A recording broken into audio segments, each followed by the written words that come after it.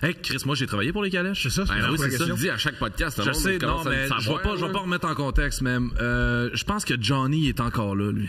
Pardon? Je pense que Johnny, c'est le dernier des cochers à Québec. Si jamais t'écoutes ça, je te salue. Les cochers sont c'est quel genre de personnalité?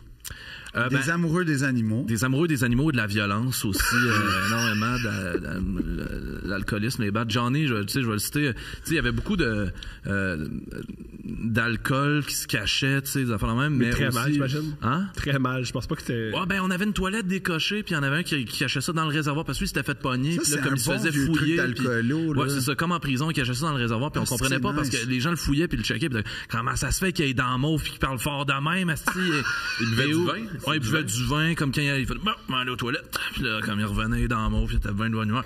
Parce qu'à la base, lui, il est pas de bonne humeur. La dernière fois qu'il me parlait, comme, il me disait, ta calèche, j'ai mal stationné, tabarnak, puis il pleurait, mais c'est parce qu'il fait froid l'hiver, puis là, les vieux cochers sont tous déchaussés, puis ça coule, puis. C'est ça, c'est un milieu de... Toi, t'as été coché? Ouais, dans le temps de la syndicalisation des cochers, fait que c'était germinal, là, tu sais, comme... Il y avait des menaces à tous les jours. Grave, là. Moi, j'étais arrivé un matin, puis le boss se battait à coups de poing avec un employé, puis là, la police est arrivée, puis comme, il y aura pas de calèche de la journée, les gars. Ouais. Il y a vraiment eu des affaires qui avaient pas de bon sens. Tu sais, une initiation qui a mal viré aussi, là, quelqu'un qui s'est fait tabarnaquer une chaudière de marde d'en face, puis là, il y en avait jusqu'à d'un sinus, puis là, il voulait poursuivre, puis là, l'autre, il envoyait ses goons, puis là, c'est CB, c'est comme, bon, là, telle personne a envoyé ses goons, là, fait que s'il demande, il est où, tel gars, qui travaille pas. Pis... Quel genre de personne que t'es quand t'as des goons, mettons? T'es coché, t'es complètement coché.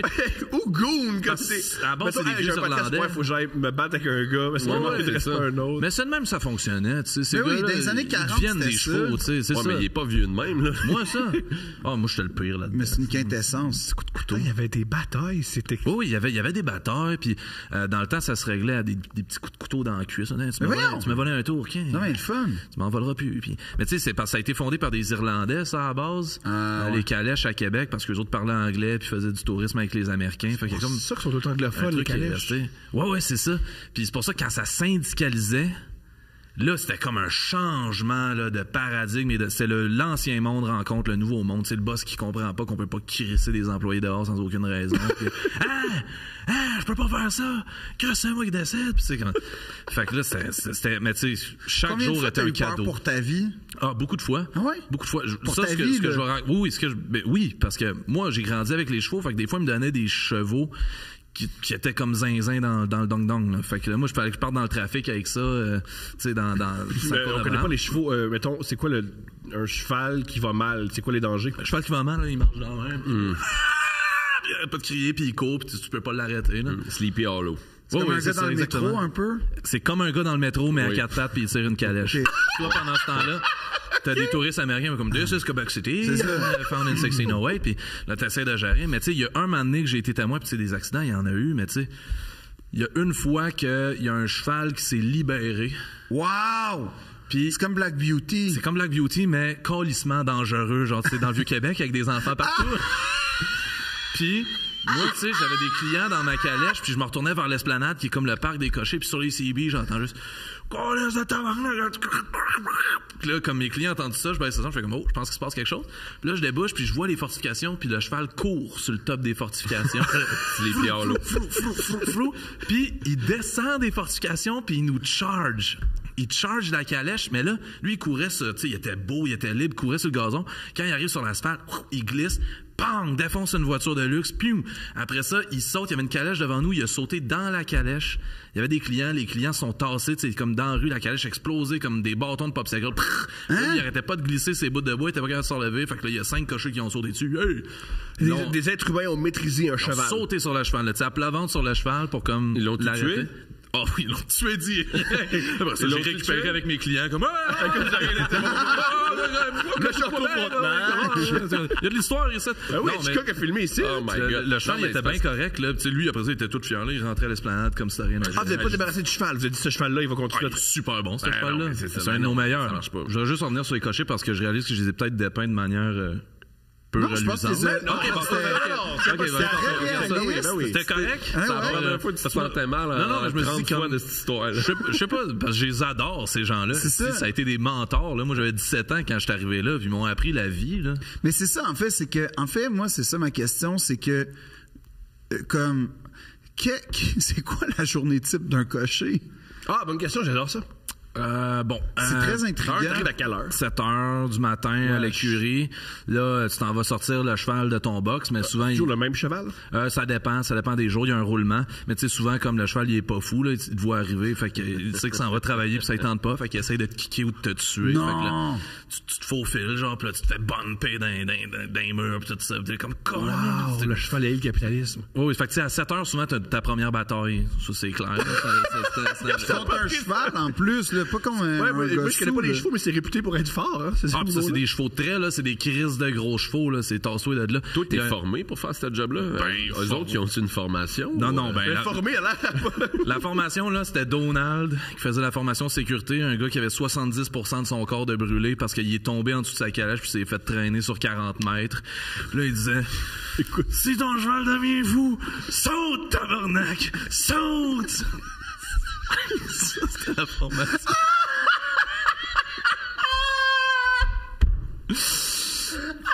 Puis, le message passe.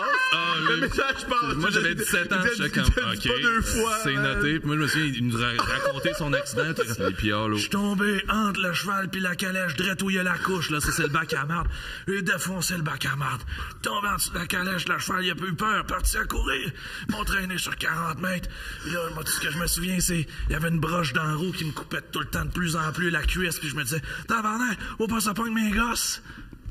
Ben, il y a le sens des priorités, Donald. Ouais, ben c'est ça. Puis... Mais on dirait un personnage genre d'un film des frères Cohen, à la limite. Ah, ben, moi, à chaque fois, j'étais comme, faut qu'il y ait un documentaire qui se fasse sur les cochers avant que ce soit trop tard. Non seulement ces gars-là, c'est des encyclopédies de l'histoire de la ville de Québec, mais ils ont tout vu, ils ont tout connu, ils ont tout vécu. Ils ont le sens de ils savent raconter. C'est des showman, puis tu sais, comme... Et des hommes aussi avec une nostalgie, une dépression latente, parce qu'ils vivent des hivers terriblement froids.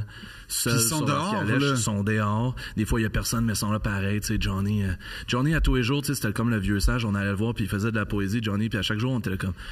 Puis Johnny, aujourd'hui, ça va-tu être une bonne journée? Puis il regardait la météo, puis là, non. Comme un loup de mer. Ouais, il a jamais dit oui. Puis t'es comme, jamais dit oui. Il a jamais dit oui que ça allait être une bonne journée. Mais à tous les jours, il prenait le temps d'y réfléchir. Puis on était non. Puis toi, ces hommes-là, c'est tes modèles. C'est ça, moi, qui m'inspire. Ça va être une mauvaise journée, mais on va en faire pareil, les gars.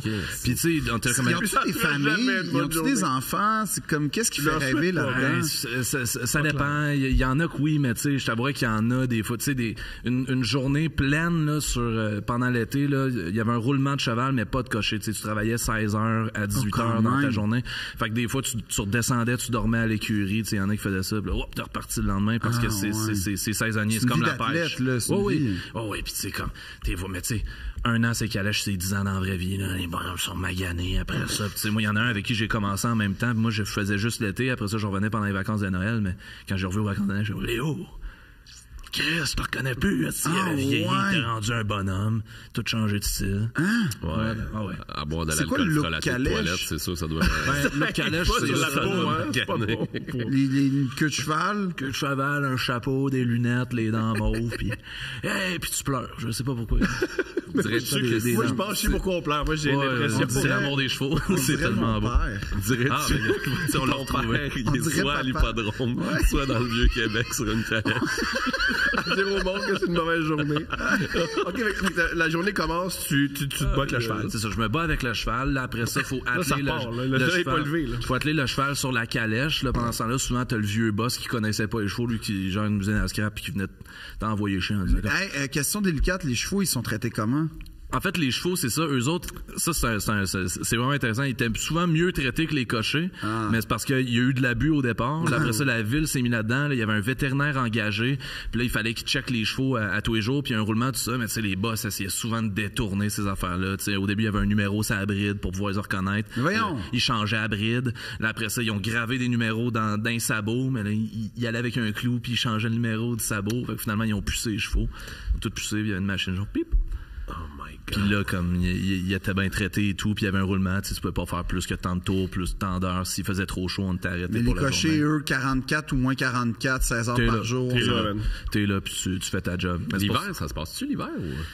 T'as quoi l'hiver pour te réchauffer? Des couvertures. Ouais, exact. Comme des filles de Caleb, t'as-tu des petits charbons? Du vin des toilettes. Même pas, mais ça a été mal. T'as tes hot passes, une couverte, puis tu te colles sur le cheval. Mais là, comme quand il y a des froids extrêmes, parce qu'à Québec, quand il fait moi, j'ai déjà dormi dans un cheval. Comme dans le Revenant? Ouais, il faisait super froid. Vous parlez de la...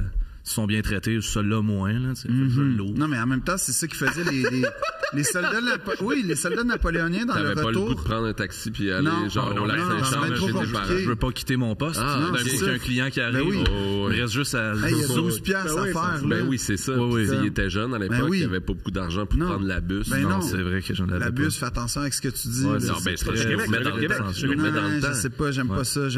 Il est 7h30, tu t'es battu avec le cheval. J'aime pas ça. Je l'ai attelé. Là, j'ai 1 heure pour monter en ville pour le début des tours. Là, rendu là, souvent, le cheval, il a chié. Fait qu'il faut que j'aille lancer. Il y a comme un grand container super haut. Fait que c'est un peu comme le lancer du poids, mais avec un bucket de marde. Là. Tu fais un tour sur toi, puis tu le tabarnak. C'est un rêve. C'est vraiment un rêve. Moi, j'adorais ça. Là, après ça, tu t'habilles bien, à peu près comme toi. OK. Puis tu commences. C'est drôle, j'ai pas l'impression que, esthétiquement parlant, j'ai un look de cocher. Ça paraît, mais t'as un chapeau puis une cape. Ben oui, comme dans Black Beauty. Ouais. Pour ça, te prends une cape, toi. J'aimerais tellement ça. Okay. Puis là, avant de commencer ta journée, donner tes tours, t'allais voir Johnny, il disait, ça va-tu être une bonne journée? Il disait non. Tu disais, puis il faisait son poème. Parce que nous, on disait comme, ben, voyons, Johnny, il fait beau aujourd'hui, pourtant, comme il va y avoir du monde. Il faisait comme, quand il fait trop beau, le pourboire s'évapore. Quand il fait trop fret, le pourboire il gèle. Quand il pleut, il se dissout dans la pluie. Puis quand il vente, il part au vent. Il était optimiste, Johnny. C'est le seul qui est toujours là au jour où on parle. C'est la définition même de l'amertume. Peut-être qu'il a perdu son fric à l'hippodrome. C'est pour ça qu'il était aussi... Peut-être aussi, c'est ça. Mais il en reste juste un à Québec? Ouais, c'est Johnny. À moins que je me trompe, là, mais cet été, on l'a vu passer. Oui. Fibrac. Puis il y en a juste un? Ouais, c'est ça. C'est le dernier des cochers. Ouais. T'es pas au courant de ça? Parce qu'il y a eu beaucoup de tensions syndicales et tout ça, finalement. On l'a vu, il y a de la bataille.